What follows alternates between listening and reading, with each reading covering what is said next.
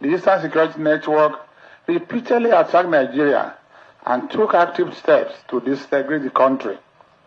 By the conviction of Nnamdi Kanu for acts of terrorism, it is clear that justice has been served to the thousands of innocent Nigerians who lost their lives as a result of the inciting broadcast and violent activities of Eastern Security Network.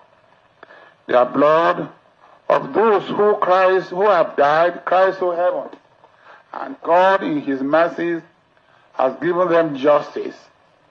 Justice has honored their cry.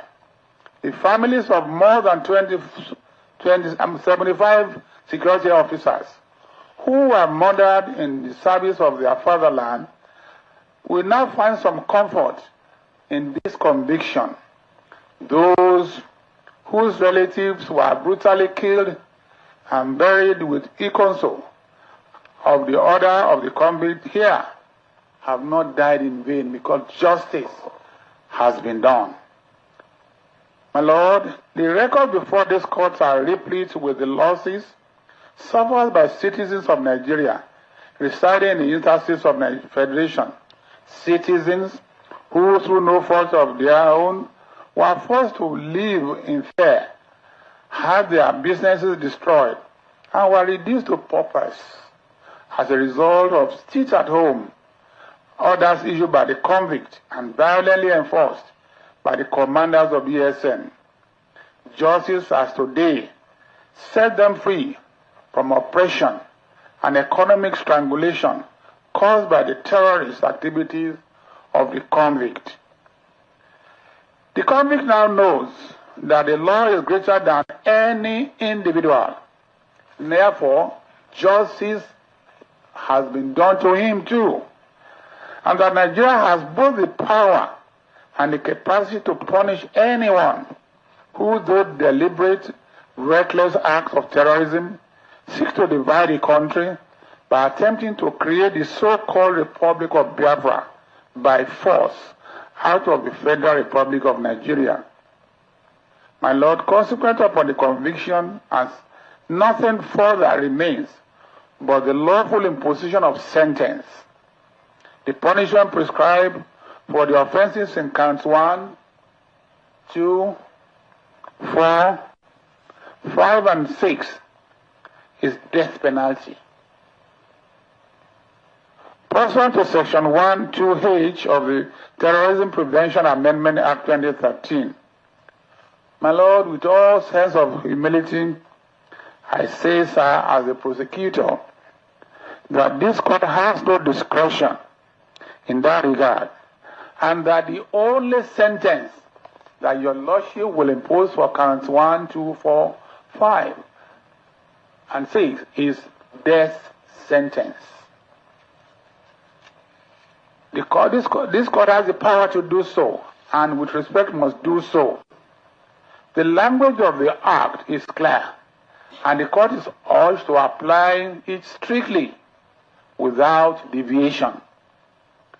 For the offense under count 3, relating to membership of IPOB, a proscribed terrorist organization, the punishment is imprisonment for a term of not less than 20 years, in accordance with Section 16(3) of the Terrorism Prevention Amendment Act 2013.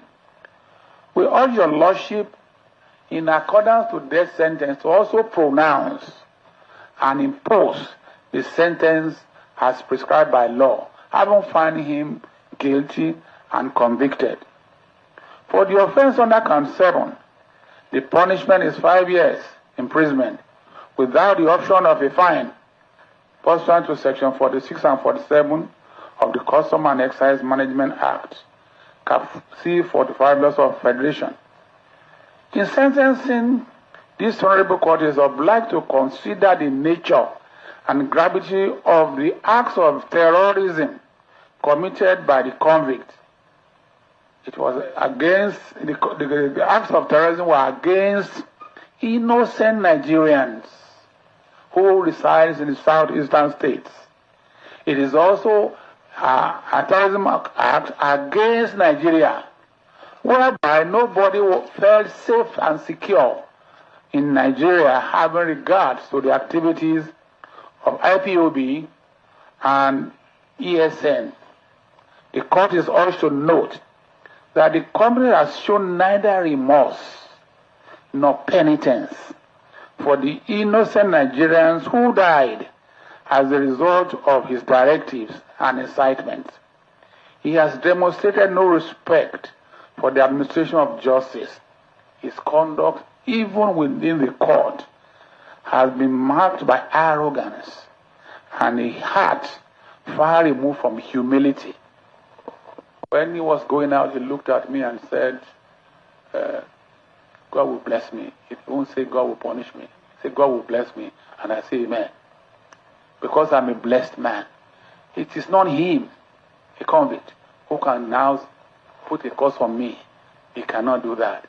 So in any event, my Lord, I'm not being personal, but I want to assure you that somebody in that position ought to show some penitence, ought to show some remorse, ought to throw away arrogance and self-serving attitudes.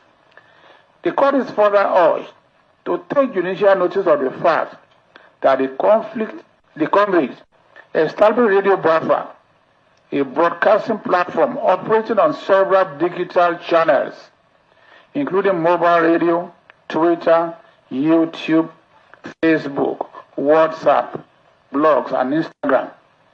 It is a station with global reach.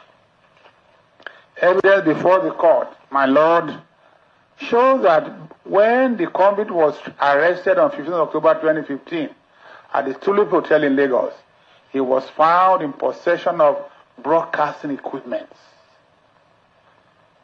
The conduct of the defendant through online publications, live broadcasts, and social media communications constitute acts of incitement, encouragement, and provocation of terrorism as defined under the Act.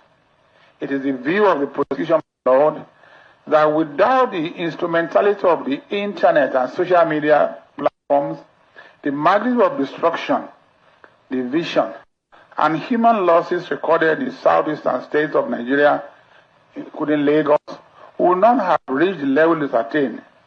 The digital platform becomes tools in the hand of the convict, tools of radicalism, ethnic hostility, and incitement to terror.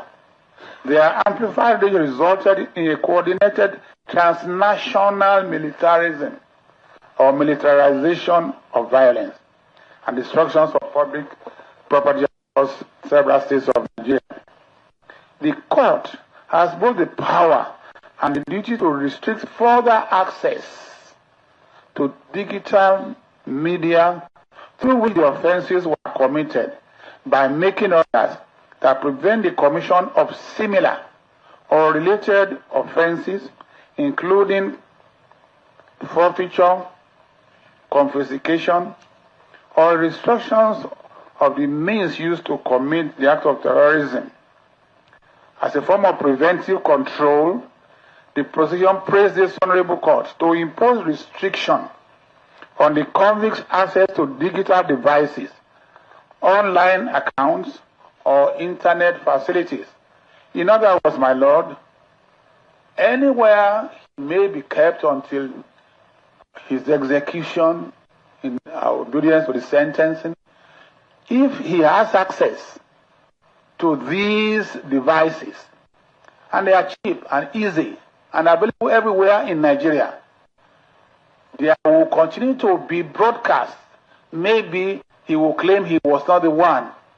At the moment, if you open to YouTube, you see a lot of rascals talking about the proceedings of the court, trying to twist and misread and mislead the people with what happened in court. So we're asking that your lordship should restrict him from having access to these devices. This honorable court, my Lord, has the statutory power to prevent convicts from further committing offenses by making orders for the forfeiture,